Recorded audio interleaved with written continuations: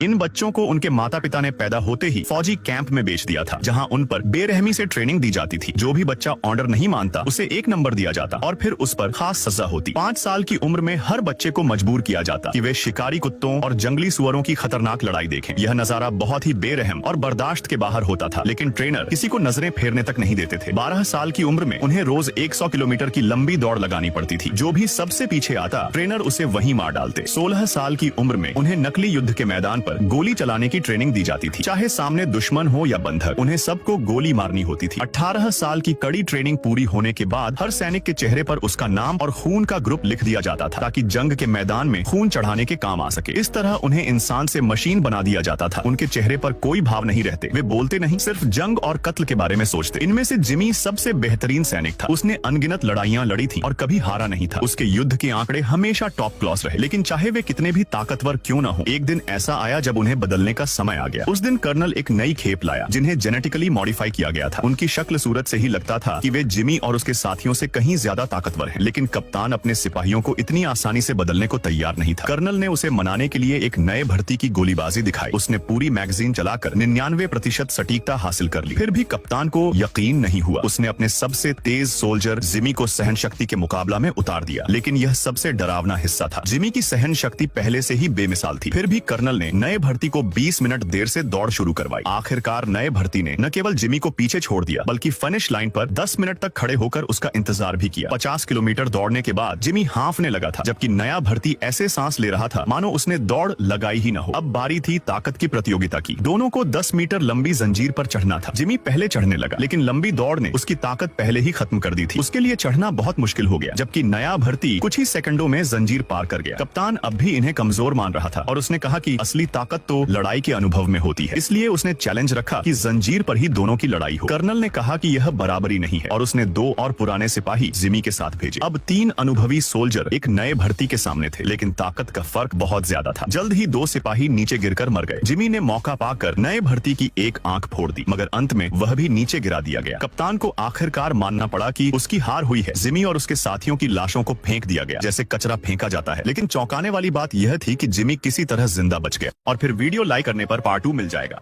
और अगर full movie देखनी है तो कमेंट वाला ऐप डाउनलोड कर लो और पिन वीडियो देख लो।